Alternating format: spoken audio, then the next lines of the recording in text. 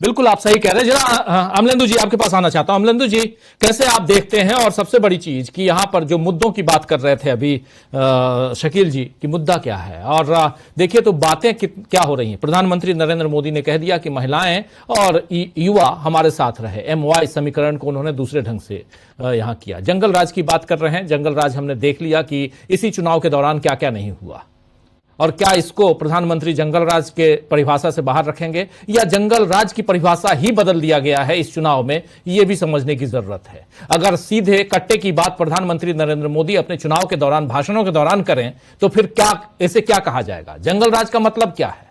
युवाओं के हाथों में कट्टा दे दीजिए, दिन दहाड़े किसी को कुचल के मार दिया जाए मोकामा में, यह जंगल राज नहीं है तो क्या है? पटना के हॉस्पिटल में जाकर दिन दहाड़े गोली मार दी जाए, ये जंगल राज नहीं है तो क्या है? ऐसी बहुत सारी घटनाएं घटी हैं इसी चुनाव के दौरान, और हम लोगों ने इन तमाम खबरों को आप तमाम साथियों तक पहुंचाया है। लेकिन इन सब के बीच क्या अगर ये चोरी है तो इस चोरी पर रोक कैसे लगे, ये विपक्ष जरूर इस पर विचार करेगा। लेकिन ये प्रमाण है कि कितने वोट डिलीट किए गए, जो आप देख रहे हैं, कितने वोट डिलीट किए गए किन किन विधानसभा में, और उसका रिजल्ट क्या आया। मार्जिन, रिलेटेड मार्जिन भी और जीत का मार्जिन भी 202 जो सीटें एनडीए की जीत हुई है 202 सीटों पे, उन 202 सीटों में से 128 सीटें सिर्फ और सिर्फ, ये दावा है कांग्रेस का कि सिर्फ और सिर्फ 128 सीटें जीत कर आप आए हैं उन्हीं डिलीटेड वोट के कारण, वोटर्स के कारण। यानी वोटरों के नाम हटा दिए, वो उन वोटरों के नाम हटा दिए जो वोटर विपक्ष के पक्ष में वोट देते आए हैं, चुन चुन के हटाया गया। यानी काम बहुत बड़ा है आने वाले समय में। SIR की प्रक्रिया चल रही है 12 राज्यों में, जिनमें से 4 ऐसे राज्य हैं जहां चुनाव होना है। ममता बनर्जी कह तो रही हैं, लेकिन कितना वहां काम चल रहा है? तमिलनाडु में काम चल रहा है, केरल में काम, हर जगह, एक असम को छोड़ के बाकी राज्यों में है ही, उत्तर प्रदेश में भी है, छत्तीसगढ़ में है, मध्य प्रदेश में है। लेकिन छत्तीसगढ़, मध्य प्रदेश, उत्तर प्रदेश, इन सब में अभी चुनाव नहीं है। जहां चुनाव है वहां, और ये एक एग्जाम्पल है, सैंपल है, और पैटर्न महाराष्ट्र, पैटर्न हरियाणा। यानी महाराष्ट्र मॉडल को आप अपनाए। 81% से ज्यादा सीटों पर महाराष्ट्र में भी एनडीए की जीत हुई, और 81% से ज्यादा सीटों पर यहां बिहार में भी जीत हुई। पैटर्न समझिए प्रशांत जी, पैटर्न समझिए प्रेम कुमार जी, पैटर्न समझिए हमारे साथी शकील जी और अमलेंदु जी।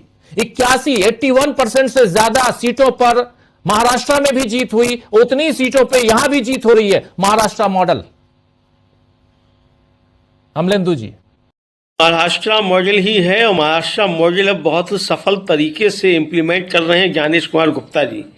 ये साफ देखने में आया है। राजीव जी, बहुत पहले एक शेर पढ़ा था, बरसों हो गए, कि इंसाफ उनसे मांगने क्या जाएं दोस्तों, जिन कातिलों को देखा है मुंसिफों के आसपास। तो अब आप इंसाफ की दरियाफ्त किससे करेंगे? आप किससे इंसाफ मांगने जाएंगे जब मुंसिफ जो है वो कातिलों के साथ खड़ा हुआ है, बल्कि साथ नहीं खड़ा हुआ है, जब मुंसिफ ही कातिल बन गया है, तब आप किससे इंसाफ की गुजारिश करेंगे और गुहार लगाएंगे कि भैया इंसाफ कर दो? यानी जो चुनाव आयोग राजीव जी, जिसकी पूरी जिम्मेदारी ये है, संवैधानिक जिम्मेदारी है उसकी, कि आपको स्वतंत्र, निष्पक्ष और पारदर्शी चुनाव कराना है। और जो कहा था कि आपने कोई भी मतदाता छूटने ना पाए, तो छूटने ना पाए, तो यहाँ तो आपने 67 लाख लोगों के या 70 लाख लोगों के नाम तो आपने एक झटके में ही काट दिए, और उसके बाद जो बचे भी रह गए थे उनको आपने पोलिंग बूथ पर नहीं पहुंचने दिया। ये भी किया गया। तो सारे तो हथकंडे अपनाए गए। तो इन हथकंडों के अपनाने के बाद राजीव जी, किससे जो कहा जाए कि भाई आपकी सुप्रीम कोर्ट जो है वो सुन रहा है रोज तारीख पर तारीख। 10 जुलाई को पहली बार सुनवाई हुई, और चुनाव भी हो गया ऐसे SIR की वोटर लिस्ट पे, और अभी तक यही तय नहीं कर पाया सुप्रीम कोर्ट की ये संवैधानिक है कि नहीं है। तो किससे आप इंसाफ की बात करेंगे कि कौन इंसाफ करेगा? सुप्रीम कोर्ट संविधान का कस्टोडियन है, और ये मामला सुप्रीम कोर्ट में यही पहुंचा हुआ है कि चुनाव आयोग को ये कराने का संवैधानिक अधिकार नहीं है, लेकिन सुप्रीम कोर्ट तय ही नहीं कर पा रहा है। मतलब 10 तारीख है तो इसी में निकल गई कि आधार कार्ड होगा कि नहीं होगा, और आज भी राजीव जी आधार कार्ड पे एक भी नाम शामिल नहीं किया गया। ज्ञानेश कुमार गुप्ता जिस समय चुनाव की घोषणा कर रहे थे, उस समय भी यही बता रहे थे कि आधार कार्ड जो ना जन्म का प्रमाण पत्र है, और ना वो जन्म स्थान का प्रमाण पत्र, ना नागरिकता का प्रमाण पत्र है। तो सुप्रीम कोर्ट का आदेश फिर किस लिए है? जबकि सुप्रीम कोर्ट का आदेश फिर स्पष्ट था कि अपने में पर्याप्त है और आप इसको इनकार नहीं कर सकते। लेकिन सुप्रीम कोर्ट अगर राजीव जी अपना आदेश नहीं मनवा पा रहा चुनाव आयोग से, तो ये किसकी कमजोरी है? मेरी या आपकी या सुप्रीम कोर्ट की? यानी एक सांसद खुलेआम जो है चीफ जस्टिस को कह देता है कि इनकी वजह से गृह युद्ध भड़केगा, और एक आदमी सीजीआई के चैम्बर में, मतलब उस भरी अदालत में जूता फेंक देता है, और आप दोनों सीजीआई के सम्मान की रक्षा नहीं कर पाते और आप सुप्रीम कोर्ट हैं। तो किस तरीके से चीजें होंगी? तो राजीव जी एक तरह से देखा जाए कि सवाल सिर्फ चुनाव आयोग का नहीं है, मुझे लगता है कि सारी संवैधानिक संस्थाओं पे जो है वो खतरा है, और अगर यही स्थितियां बनी रहेंगी तो हमें लोकतंत्र को भूल जाना चाहिए। अब जो बात कही जाती है साहब जनता सड़क पे क्यों नहीं आती, जनता सड़क पे आ जाएगी, उसके बाद क्या होगा? क्या होगा? आप चाहते हैं कि नेपाल बन जाए, जो जब बात करते हैं जनता सड़क पे आ जाए, और उसके बाद फिर क्या होगा? कितनी जानें जाएंगी, क्या होगा? इसका जवाब कौन देगा? तो यह कहना बड़ा आसान है कि जनता सड़क पर क्यों नहीं आती। राजीव जी 70 सालों में पहली बार हुआ, 78 सालों में, कि पूरा का पूरा विपक्ष, लोकसभा और राज्यसभा के सांसद जो थे सड़क पर उतरे थे, एक संवैधानिक संस्था के खिलाफ उतरे थे, और सारे सांसदों की गिरफ्तारी हुई। 78 वर्षों में पहली बार था ये। इससे ज्यादा और आप क्या चाहते हैं लोकतंत्र के नाम पे? अगर विपक्ष सड़कों पर आग लगाने लग जाए और जनता को लेकर सड़कों पे जो है आग लगाने लग जाए, तो फिर हम किस लोकतंत्र की बात करेंगे? तो हम उसी भी शामिल होंगे ना कि लोकतंत्र को ध्वस्त करना है। तो इसलिए जो भी रास्ते होंगे वो संवैधानिक तरीके से ही होंगे, लेकिन इसके साथ साथ ये भी है कि जो संवैधानिक संस्थाएं हैं उनको अपनी जिम्मेदारी निभानी पड़ेगी।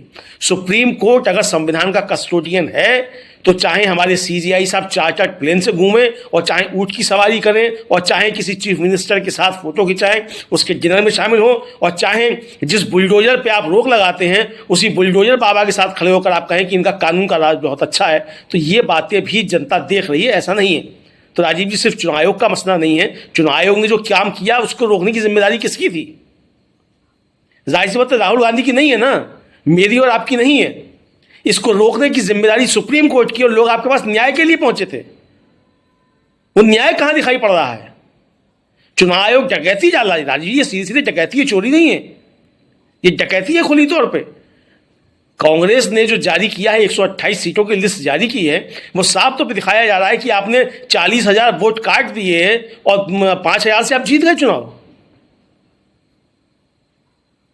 तो ये साफ तौर पे, और 128 आपको आ गए।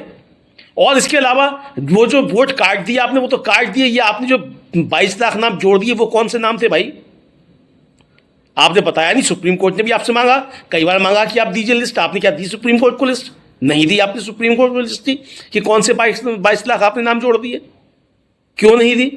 आप जिस दिन आप चुनाव की घोषणा करते हैं और सुप्रीम कोर्ट में भी आप हलफनामा देकर कहते हैं कि 7 करोड़ 42 लाख मतदाता हैं, और जब आप बताते हैं कितने मतदाता, मतलब वोटिंग जब हो गई 2 राउंड की, तब आप बताते हैं कि 7 करोड़ 45 लाख मतदाता थे। भाई ये 3 लाख कहां से आ गए?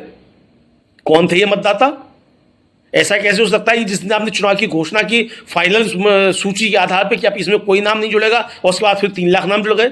वो 3 लाख नाम कौन से थे? क्या ज्ञानेश कुमार गुप्ता जी इसका जवाब दे पाएंगे?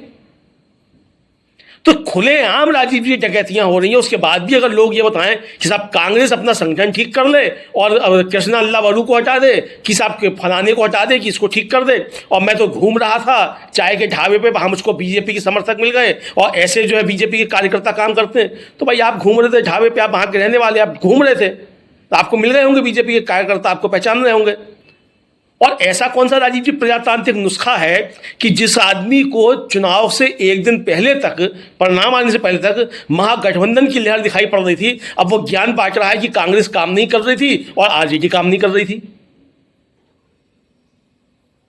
तो उस समय की आंख में रतौंधी हो गई थी जिस समय आप बता रहे थे कि महागठबंधन की लहर चल रही है, और आपकी आंखों का जाला हट गया जब बीजेपी जो है 83% स्ट्राइक रेट के साथ आ गई। तो अब आपकी आंखों का रतौंधी भी ठीक हो गई, जाला भी ठीक हो गया। इसका मतलब राजीव जी इनके दिमाग पे जो जाला पड़ा हुआ था वो पहले से था, और दिमाग में इनके गोबर पहले से भरा हुआ था। अच्छा हुआ बीजेपी जीत गई, तो ऐसे लोगों के भी दिमाग का जो है वो सामने आ गया कि इनके दिलों के अंदर क्या है, और ये सिर्फ व्यूज बटोरने के लिए क्या क्या करने के लिए क्या क्या करते हैं राजीव जी। कार्यक्रम का अंत भी करते हैं। बहुत सारी बातें हम लोगों ने की और ऐसे सबूत आते रहेंगे, धांधली के सबूत हम आपके सामने पेश करते रहेंगे। काम विपक्ष का है, विपक्ष अपना काम कर रहा है। और बिहार चुनाव में या इससे पहले जब हम महाराष्ट्र चुनाव कवर करने पिछले साल इसी दौर में गए थे, यही नवंबर का महीना था, और उस वक्त भी हमें अलग अलग होटलों में अलग अलग जगहों पे कांग्रेस के तमाम नेता मिलते थे। तो कांग्रेस के नेता हम जब जा रहे थे बिहार कवर करने जयपुर से आए हुए, जी, जयपुर से आए हुए अजय जयपुर राय मिले थे, आप याद कीजिए, उनके भी अजय जयपुर राय से मिले थे। अलग अलग। और इसी ढंग हम से लोग आप कहते नहीं इस बात पर। जी, हम लोग ऑन एयर बहुत सारी बातें हम लोग ऐसे करते नहीं हैं, लेकिन बहुत लोग मिलते हैं। और मैं दावे के साथ कह रहा हूं कि विपक्ष ने बिहार में बहुत मजबूती के साथ चुनाव लड़ा है, बहुत मजबूती के साथ, अलग अलग जगहों पे, अलग अलग गांवों में, सब जगह दिखाई देते थे। हाँ, जेडीयू के लोग मुझे दिखाई नहीं दिए, हम लोगों को दिखाई नहीं दिए। बीजेपी के लोग दिखाई देते हैं, इसमें कोई दो राय नहीं है। उनके संघ के कार्यकर्ता भी हैं, वो भी लगे रहते हैं। लेकिन कांग्रेस और आरजेडी के खासकर तेजस्वी यादव को देखिए, काफ़ी मेहनत की उन्होंने, काफ़ी मेहनत की। एक एक दिन में 19 20 सभाएं करना, भाग भाग कर, यहाँ से वहाँ से यहाँ जाना, बहुत कम समय में। तो इसलिए कोई ये कहे कि विपक्ष ने मेहनत नहीं की इस चुनाव में, तो ये सरासर गलत है। अगर कोई ये उदाहरण दे, ये बातें मैं इसलिए कह रहा हूँ कि अमलेंदु जी ने जो बात कही थी उसी बात को आगे बढ़ाते हुए, कोई अगर ये बात कहे कि हमको सिर्फ और सिर्फ वही दिखाई दिए, आप देखना जिसको चाहते हैं वही दिखाई देंगे भाई साहब, आपको और कोई दिखाई नहीं देगा। तो ये आपके ऊपर है कि आप किसको देखना चाहते हैं, किसको देखना नहीं चाहते हैं। हम लोग जब जा रहे थे दिल्ली एयरपोर्ट पे, अशोक गहलोत, सचिन पायलट दोनों गलबैयां करते हुए नजर आए थे, पवन खेड़ा, तमाम नेता थे जो जा रहे थे तैयारियों में। तो होता है, चुनाव का वक्त है, क्यों नहीं जाएंगे, क्यों नहीं करेंगे। और अगर आप नहीं जाएंगे, घर में बैठे रहेंगे, तो आप ऐसे भी पार्टी छोड़ दीजिए, फिर पार्टी में क्यों है। तो कार्यकर्ता, बाकी नेता सब लगे रहते हैं, करते हैं मेहनत। और इसलिए ये दलील यहाँ पर बिल्कुल सूटेबल नहीं है। लेकिन दूसरी दलीलों में से एक जो सबसे बड़ी चीज़ है, जिसको ख़त्म करने की कोशिश हो रही है, वो है वोट चोरी। सबसे बड़ी चिंता वोट चोरी की है। उस पर आपको, हमको, हम सबको सजग रहने की ज़रूरत है, क्योंकि मतदाता हम हैं। पार्टियां तो सिर्फ ये डाटा देंगी कि इतने लोगों को हटा दिया गया, लेकिन सजग आपको रहना है कि जब वोटर लिस्ट फिर से तैयार किया जा रहा है, तो उस वोटर लिस्ट में आपका नाम दर्ज हो। ये पहली प्राथमिकता आपकी है। आपकी डिपेंडेंसी किसी पार्टी पर क्यों होनी चाहिए? आपकी डिपेंडेंसी खुद पे होनी चाहिए कि मेरा नाम उसमें है कि नहीं है। हम लोग नोएडा में रहते हैं, मैं नोएडा में रहता हूं, उत्तर प्रदेश में SIR चल रहा है, मैं रोज खोजता हूं, अभी तक BLO मेरे घर नहीं आया, अभी तक नहीं आया है। 4 तारीख आखिरी है प्रशांत जी, लेकिन हम इंतजार कर रहे हैं कि आ जाए घर पे। तो ये है, इंतजार आप भी कीजिए, नहीं है तो जाइए, मैं भी तैयारी करूंगा, नहीं होगा तो इसलिए आप लोगों से भी आग्रह है कि पहले आपका नाम सुनिश्चित हो, आपके घर के परिजनों का, क्योंकि ये करवाएंगे तो हर जगह। सुप्रीम कोर्ट इनकी बातें, या सुप्रीम कोर्ट विपक्ष की बातें नहीं मान रहा है। सुप्रीम कोर्ट की बातें कितनी करें, ज़्यादा करेंगे तो अवमानना हो जाएगी। तो इसलिए ज़्यादा करना भी नहीं चाहता हूँ, लेकिन जितनी बातें हैं बहुत महत्वपूर्ण है, इसमें पहले अपने आप को सिक्योर कीजिए, बहुत ज़रूरी है। बहुत बहुत शुक्रिया प्रशांत जी, बहुत बहुत शुक्रिया